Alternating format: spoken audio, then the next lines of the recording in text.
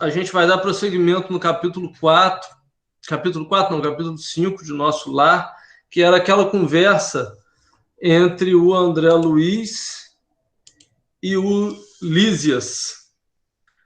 E aí a gente vai conversar um pouquinho a respeito dessas coisas que André Luiz vai trazendo para nós. Deixa eu apresentar de novo. E alguém me fala aí se está dando para ler. Eu vou aumentar aqui.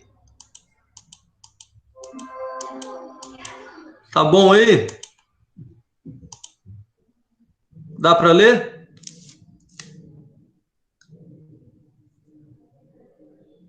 O pessoal consegue ler?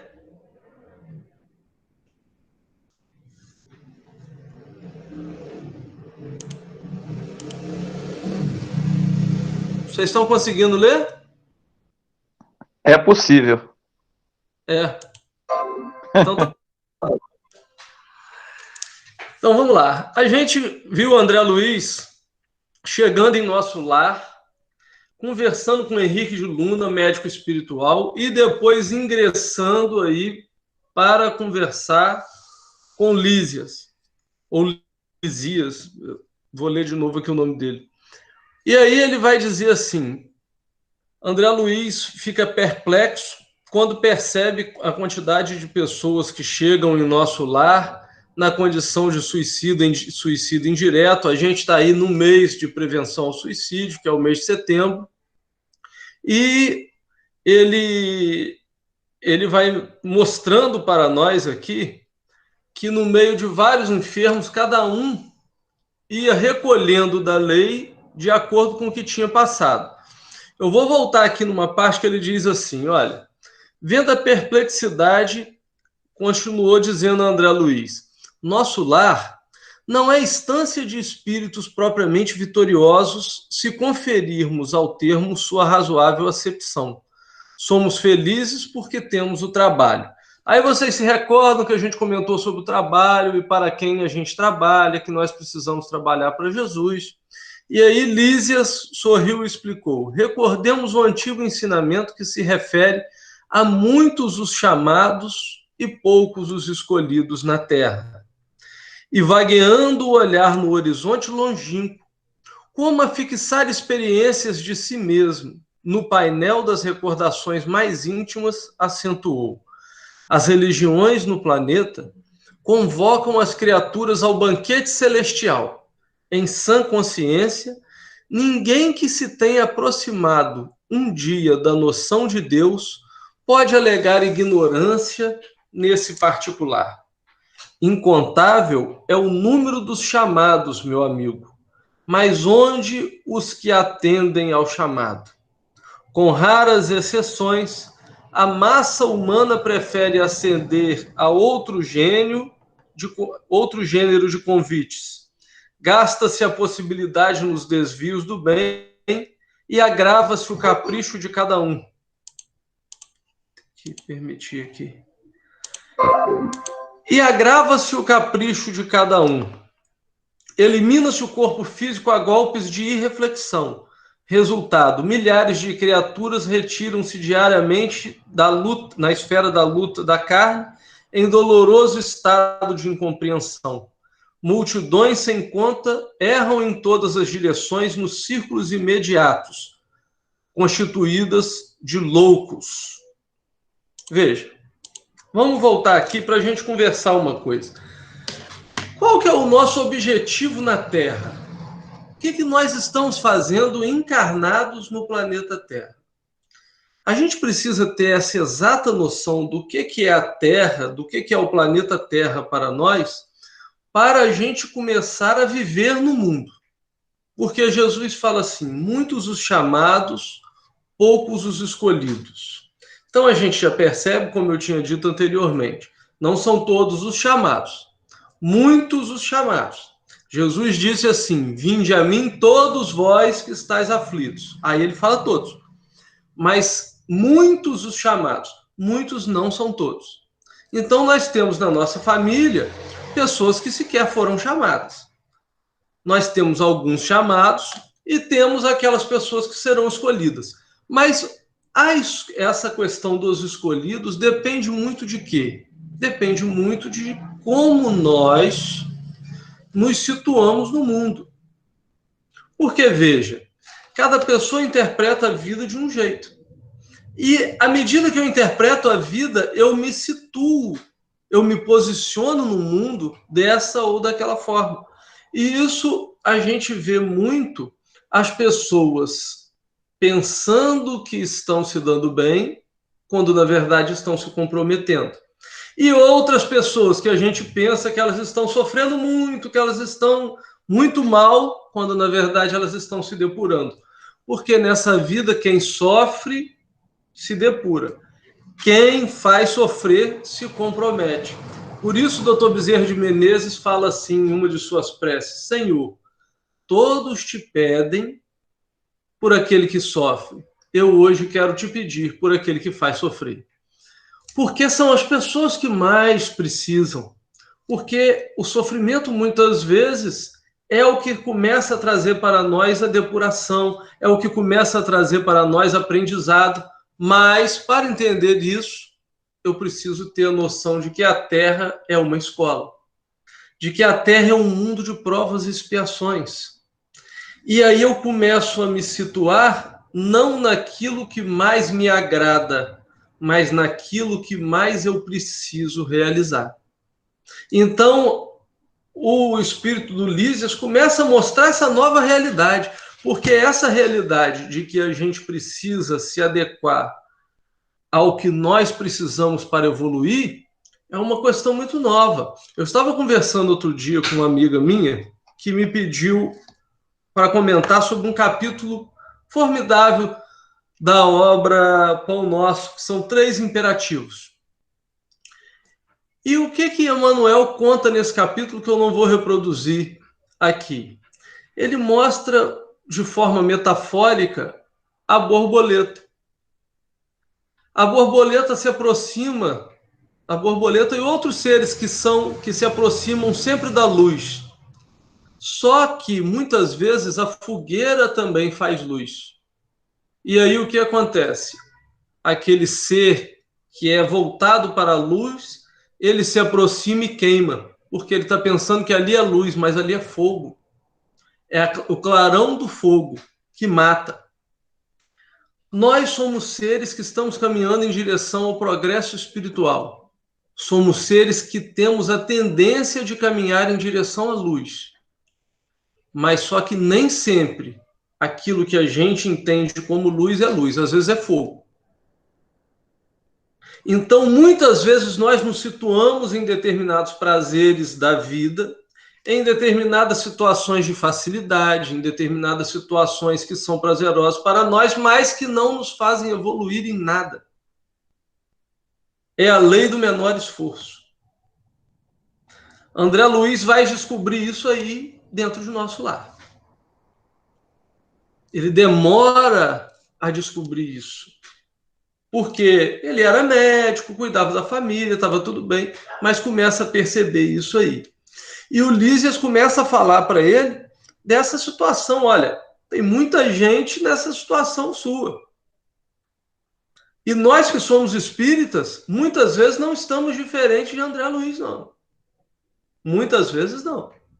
A gente já começa a ter mais consciência, mas a gente tem dificuldade de se posicionar naquilo que a gente precisa e não só naquilo que nos apraz. Então eu vou seguir ali na apresentação.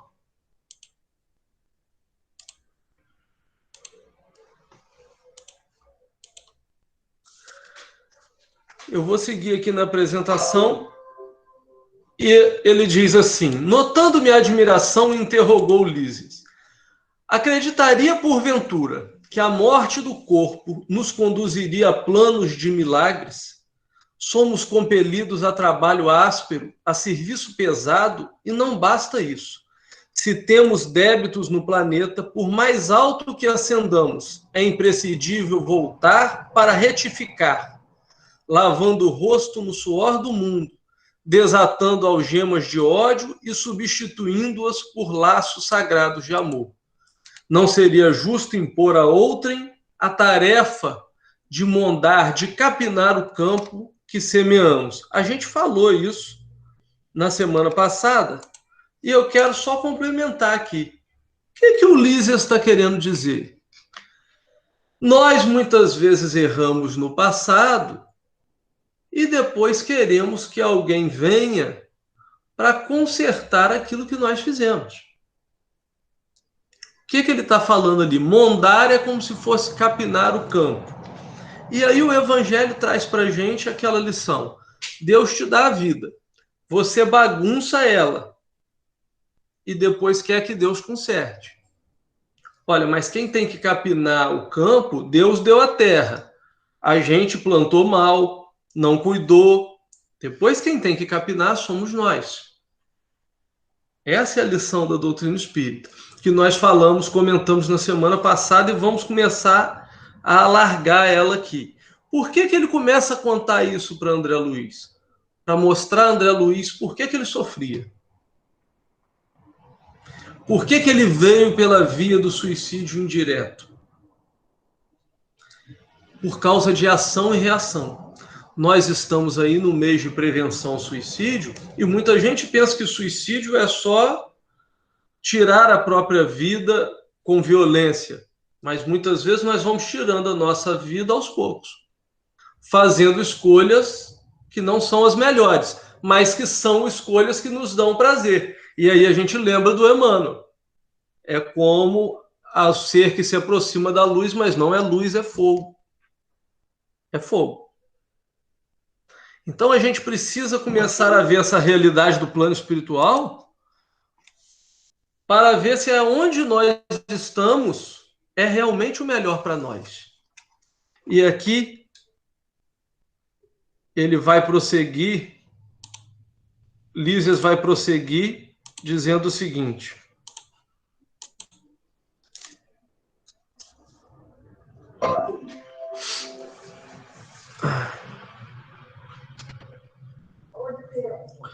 não seria justo impor a outrem a tarefa de mondar o campo. Abanando a cabeça, acrescentava: caso dos muitos chamados, meu caro, o Senhor não esquece homem algum, todavia raríssimos homens o recordam. Acabrunhado com a lembrança dos próprios erros, diante de tão grandes noções de responsabilidade individual, objetei: como fui perverso! Contudo, antes que me alongasse noutras exclamações, o visitador colocou a destra em meus lábios, murmurando: cale-se, André. Meditemos no trabalho a fazer. No arrependimento verdadeiro, é preciso saber falar para construir de novo. Então, veja só. Muitos são chamados, poucos os escolhidos. Nós estamos aqui, já fomos chamados, não sei se seremos escolhidos. Mas veja uma coisa. Por mais que a gente tenha já desviado do caminho, ainda dá tempo. Por mais que a gente tenha errado com essa ou aquela pessoa, dá tempo de consertar. Agora, o problema é que a gente começa a criar um sentimento de culpa em nós e nos esquecemos que as pessoas que convivem conosco são instrumentos da nossa perfeição. Então, veja, como estava ali no texto de Naio Luz, que a Aninha leu, nós vamos aprendendo um com o outro na vida e vamos aprendendo como? Muitas vezes erramos, passamos pela via do arrependimento para começar a melhorar. Mas o que é, então, arrepender-se? Veja que o espírito do Lísias pede para André Luiz calar-se. Porque arrepender não é começar a murmurar, a reclamar, mas eu devia ter feito isso. Aquilo que a gente fez está feito. Nós precisamos pensar para frente. Arrependimento significa o primeiro passo para a evolução espiritual. Arrependimento é o primeiro movimento da alma em direção à sua transformação. Ninguém se transforma sem arrependimento. Ninguém melhora sem se arrepender.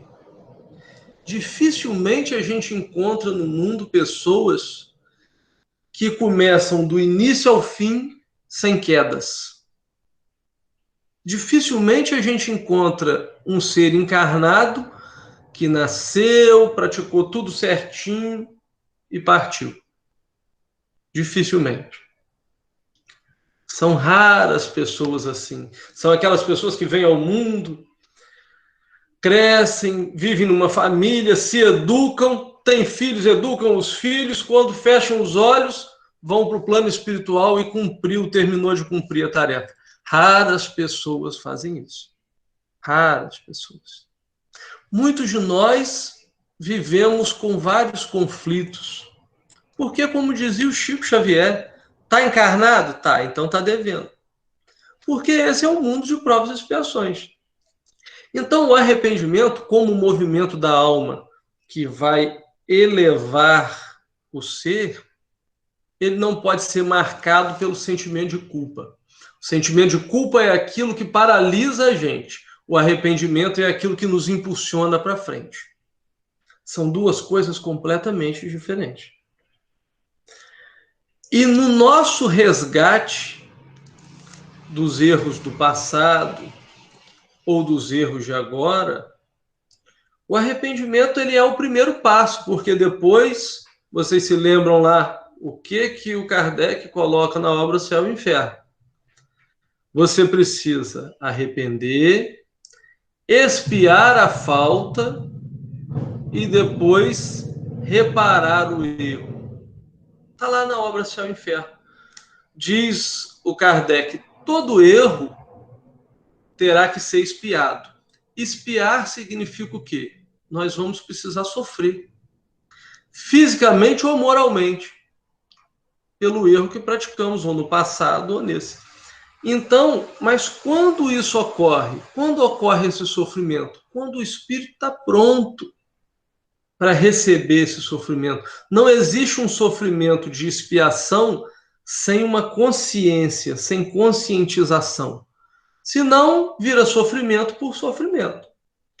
Expiação é quando o espírito ele já tem consciência, ele já vai conseguir usar aquele sofrimento para o seu progresso.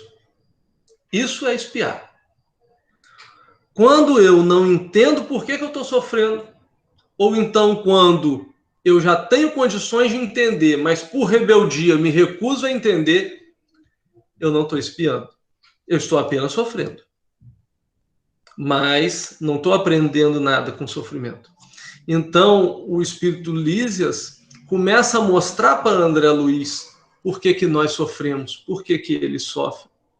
E o que vai ser preciso depois ele fazer na hora de capinar o campo, na hora de melhorar-se. A gente vai voltar para lá, para o texto de André Luiz, para ver que Lísias não deixa ele guardar o sentimento de culpa, nem ficar se machucando, se ferindo com palavras. Justamente porque o arrependimento tem que nos impulsionar para frente. Então a gente vê ele falando, cale-se, meditemos no trabalho a fazer. Vai adiantar ficar parado? Se você já errou, você tem que pensar agora no que de bom a gente pode fazer. Porque aquilo que a gente tem de ruim, aquilo que a gente já fez de erro, se já está feito, se eu posso ir lá consertar, fazer alguma coisa, ótimo. Se eu não posso, eu começo a trabalhar no bem e passo, em oração, a entregar aquele meu trabalho no bem em favor daquele mal, ou daquela pessoa que eu magoei, daquele mal que eu pratiquei.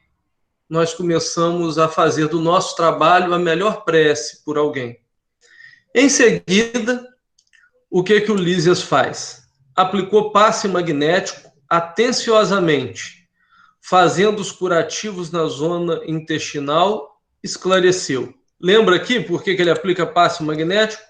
Que o André Luiz ele incorreu em óbito por causa de problemas intestinais, obstrução intestinal, que aí ele tinha falado da questão mental do André Luiz, que tinha atrapalhado também a sua saúde física.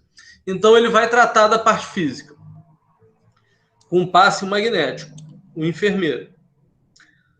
Não observa o tratamento, esclareceu, não observa o tratamento especializado da zona cancerosa, pois note bem, toda medicina honesta é serviço de amor, atividade de socorro justo, mas o trabalho de cura é peculiar a cada espírito.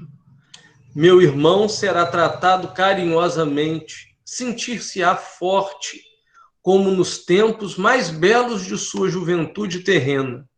Trabalhará muito e, creio, será um dos melhores colaboradores em nosso lar.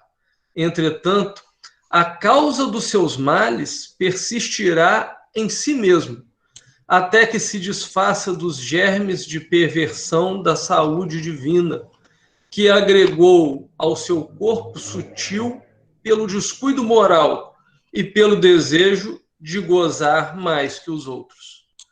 A carne terrestre, onde abusamos, é também o campo bendito, onde conseguimos realizar frutuosos labores de cura radical, quando permanecemos atentos ao dever justo. O que André Luiz está... O que o Lísias está explicando ali para André Luiz? A diferença entre cura do espírito e cura do corpo. Porque uma coisa é você curar o corpo, outra coisa é você curar o espírito. Veja, ele aplica passe magnético. O passe tem a capacidade de reabastecer a energia em nós. Porém, aquilo que vai curar o espírito não é o passe. Por quê? O espírito que traz ainda a sua consciência voltada para aquilo que ele pensa que é bom, mas não é bom, ele vai continuar encarnando, reencarnando, encarnando, reencarnando, encarnando, reencarnando. Igual aquela pessoa que fica fazendo step.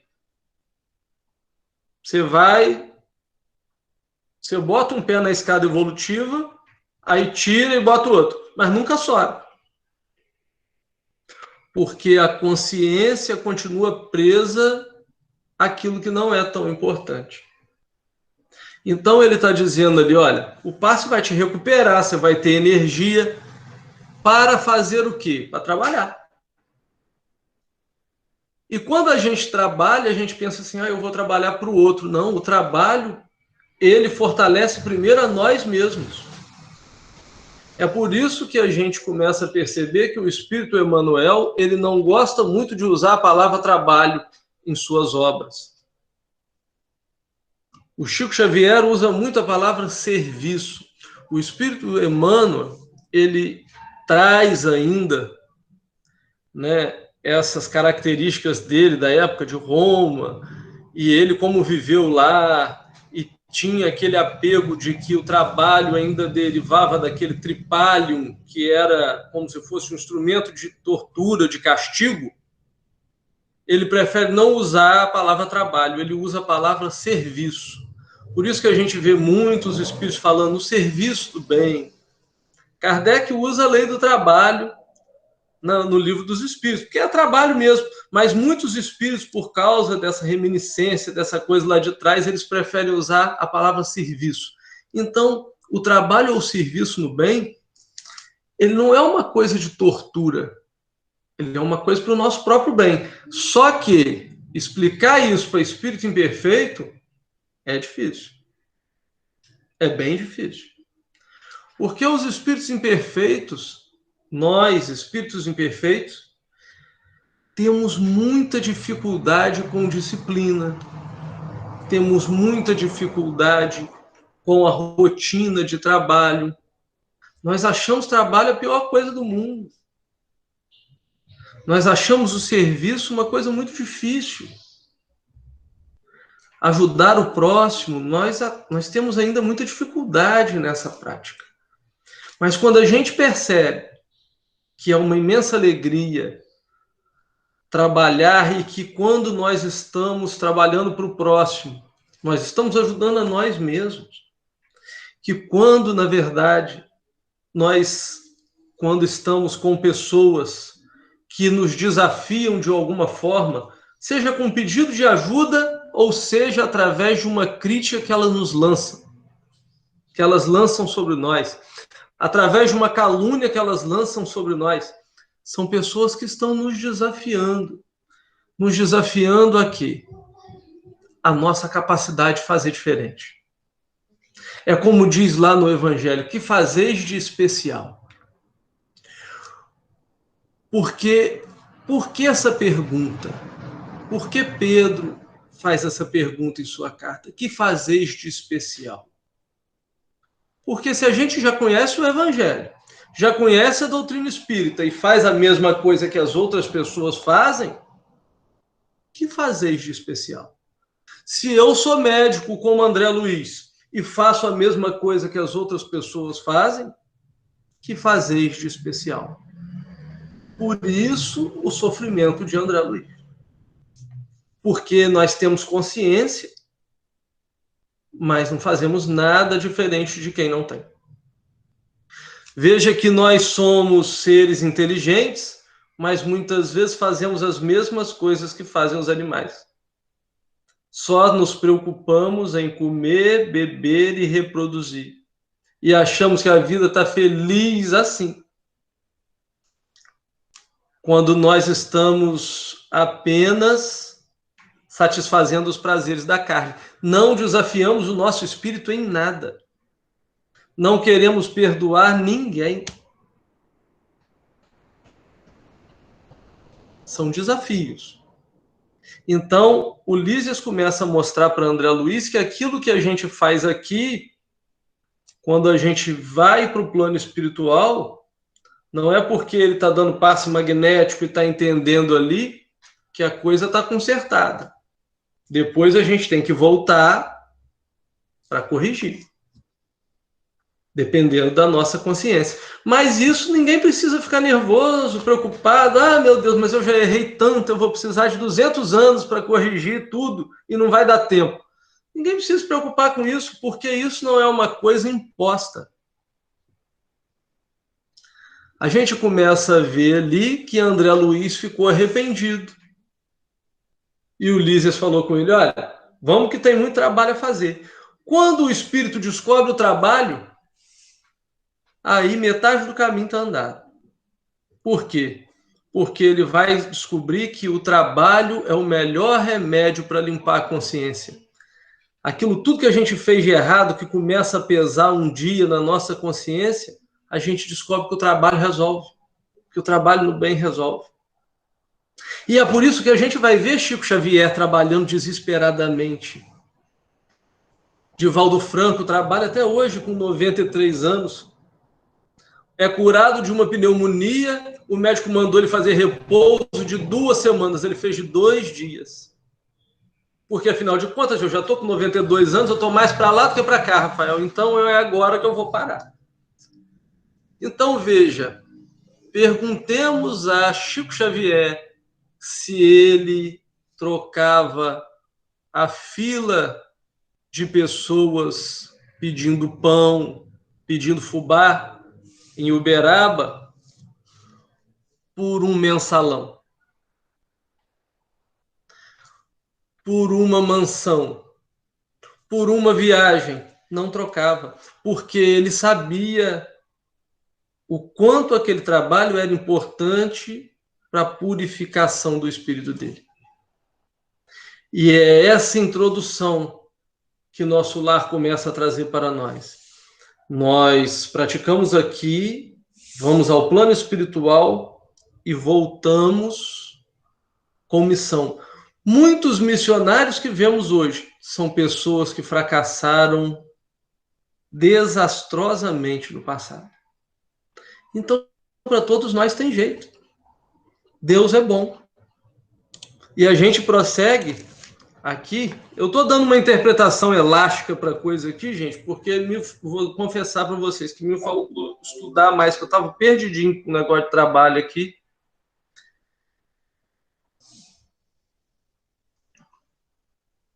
Olha, meditei os conceitos, ponderei a bondade divina e, na exaltação da sensibilidade, chorei copiosamente. Quantas vezes vocês já viram o André Luiz falar que está chorando? Já deu para encher um balde. Lísias, contudo, terminou o tratamento do dia com serenidade e falou: quando as lágrimas não se originam da revolta, sempre constituem remédio depurador.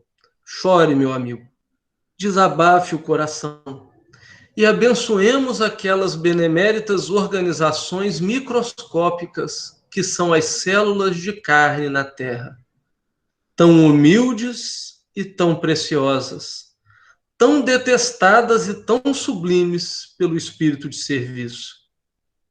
Sem elas, que nos oferecem templo à retificação, quantos milênios gastaríamos na ignorância? Assim falando, afagou-me carinhosamente a fronte abatida e despediu-se com um beijo de amor. Então a gente vai ver aqui o quê? Primeiro que muita gente tem problema com esse negócio de chorar. E às vezes a gente vê o espírita falando assim: você está chorando por causa do ente querido? Não chora não, você não pode chorar. A pessoa chegou uma vez à casa espírita e foi muito interessante que ela tinha perdido um ente querido, um irmão ou alguém da família. E aí a pessoa que estava à casa espírita, inocentemente, sem ter muito conhecimento, eu estava parado assim no salão, a pessoa vinha entrando próximo à porta da casa espírita e falou assim, essa pessoa foi acolher, né? Era uma conhecida dela. Aí ela falou: mas por que você está chorando? Ah, eu perdi fulano de tal. Mas você está chorando? Você não pode chorar. Quer dizer, a pessoa ficou assustadíssima, falou: não pode chorar? Não, não pode chorar, porque a pessoa começa a achar que o choro faz mal, que chorar faz mal. André Luiz já chorou aí em todos os capítulos. Ele começou chorando no umbral, está chorando até agora. O que a gente vai ver é o seguinte: existem vários tipos de lágrimas. Você converse com uma mãe que tem um filho doente para ver se ela não chora. Você converse com uma mãe que perdeu o seu filho para ver se ela não chora. E aí vamos dizer o que é ela. Não chore, não. Falar que o seu filho está vivo no plano espiritual é ótimo, mas sentir a falta dele encarnado é doído. E nós não temos direito de reter o choro de ninguém. As pessoas podem e devem chorar. Pedro chorou depois de negar Cristo 3 vezes. Porque o choro é mais um passo da nossa evolução espiritual. É o arrependimento e depois o choro que vem para lavar a nossa alma. O choro que faz mal é o choro de revolta. Quando eu choro por causa do arrependimento, André Luiz está ali limpando a própria alma das misérias que ele trazia consigo. É esse choro que não é de revolta, mas é um choro de surpresa. É um choro de tristeza por ter errado. Mas nós somos pessoas que muito provavelmente vamos caminhar como Paulo de Tarso. Paulo de Tarso dizia que tinha um espinho na carne. E nós, muito provavelmente, teremos o nosso. Teremos o nosso que vai nos acompanhar aí. Só que Se eu pratiquei tanto mal, se eu vou me lembrar desse mal, então como é que fica isso? Eu vou viver sofrendo? Será que os espíritos superiores vivem sofrendo, pensando no mal que fizeram? Igual o André Luiz está aí, se queixando, chorando? Claro que não. Por quê? Porque os espíritos superiores entendem que nós erramos sim, mas que o mais importante é o aprendizado. O importante não é como você cai, mas sim como você se levanta. O importante é aquilo que eu já posso fazer hoje para mudar minha trajetória de vida. Então, o choro vem como um complemento para lavar a alma e dar nova vida ao espírito, trazer energia ao espírito, porque depois que eu choro, eu boto para fora aquilo tudo, aquele sentimento de culpa todo, tudo aquilo que eu fiz de ruim, e vou para frente. Porque não adianta ficar paralisado. Então, quando eu vou para frente, eu vou encontrar um mundo novo. O Paulo falava do espinho da carne, eu quero só complementar esse raciocínio, porque o que é o espinho na carne? Quando nós estamos, as pessoas que trabalham na zona rural, elas, às vezes, o lavrador mexendo na planta, o espinho entra na carne e o espinho começa, quando ele está dentro da carne, de vez em quando ele anda. Então, às vezes, a pessoa está fazendo outra coisa, aquele espinho que está há um tempão entranhado ali na carne, que não saiu, de vez em quando ele anda. E quando ele anda, dói. É a lembrança que a gente tem do passado, daquilo que a gente fez. E é por isso que Paulo vai falar, eu tenho um espinho na carne. Quem já viu o filme Paulo de Tarso, o Apóstolo, não é um filme espírita, mas tem nos canais, você vai ver Paulo sonhando com as vítimas que ele fez. Enquanto estava preso, sonhava toda noite com as vítimas, com as pessoas que ele mandou matar. Esse era o espinho da carne dele. Doía nele ainda lembrar aquilo. Mas você acha que Paulo de Tarso está preso a isso hoje? Os espíritos superiores sabem situar o passado no lugar certo e eles sabem o quê? Não tem razão nenhuma mais para eles acessarem esse passado. Porque isso não importa para eles. Eles já aprenderam. E à medida que a gente aprende, a gente vai fixando virtudes e não defeitos. Então, quando eu preciso resolver alguma coisa, eu acesso a minha memória de virtudes e não a minha memória de homem velho. Então, isso não importa para os espíritos. Mas o Lísias vai mostrar para André Luiz o quê? Que chorar faz bem. Não tem problema chorar. O problema é o choro de revolta. E vai mostrar que as nossas células, o nosso organismo, ora muito louvado, mas ora detestado. Detestado por quê? Porque é aquilo que nos faz sofrer. Quantas pessoas ficam doentes? E aí maldizem a doença, maldizem o organismo, meu maldito braço, meu maldito... maldizem os membros, maldizem o organismo, meu intestino, meu isso, meu aquilo. Só que é ali que muitas vezes está a nossa paz. Muitas vezes a gente sofre e pede a Deus paz, mas é ali que está a nossa paz. Cuidando de determinado problema. Porque às vezes a gente vai levando a vida só nos prazeres, aí um dia a justiça divina bota o pé no freio e fala assim, até onde você achava que ia? Às vezes a gente pede uma coisa a Jesus e Jesus fala assim, mas eu quero ter mais dinheiro. E Jesus pergunta, para quê? Para ficar mais vaidoso, para fazer mais bobagem na vida. E aí a gente às vezes não tem aquilo que a gente almeja. Porque é Deus nos dando o amparo. E às vezes a gente quer determinada situação na vida e a justiça divina bota o pé no freio e fala assim, para que você quer que esse problema vá embora da sua vida, da sua casa? Para você ir para a gandaia? Porque às vezes os problemas vêm para colocar a gente no trilho. E sem eles, a gente vai curtir a vida como se fosse um eterno carnaval. Carnaval na Bahia, o ano inteiro. Então, nós não estamos fazendo aqui um culto ao masoquismo, mas um culto a uma nova forma de enxergar a vida e tentar aproveitar todas as situações que a vida nos oferece. Porque, como a Aninha começou falando, com o texto de Neio Lúcio, existem os instrumentos de perfeição. E esses instrumentos de perfeição são, na maioria das vezes, as pessoas.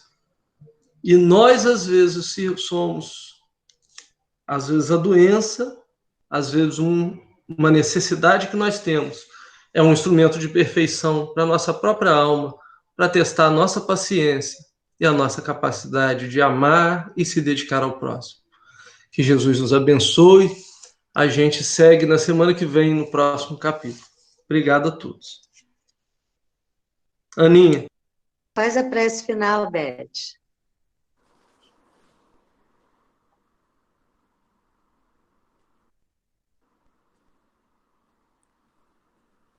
Pai de infinita bondade, Jesus misericordioso, nós vos agradecemos essa hora de estudo, esta hora de encontro para nossa reforma íntima.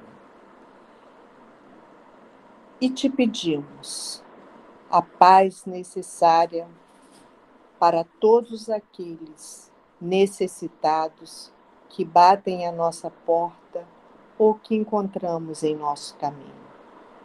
Que não sejamos o burro empacado, que sejamos seres de luz, transmissores de paz, de esperança, de amor e de fé. Fique conosco, abençoe a cada um aqui presente nessa reunião online, encarnados ou desencarnados. E agradecemos aos espíritos protetores da Associação Espírita Paz e Harmonia esse momento de reflexão e de fé. Sede conosco, hoje e sempre, que assim seja, Pai. Boa noite, gente. Até Boa semana noite, que vem, querida. se Deus quiser. Um abraço Tchau. a todos. Boa noite. Até Boa semana noite. que vem tem mais.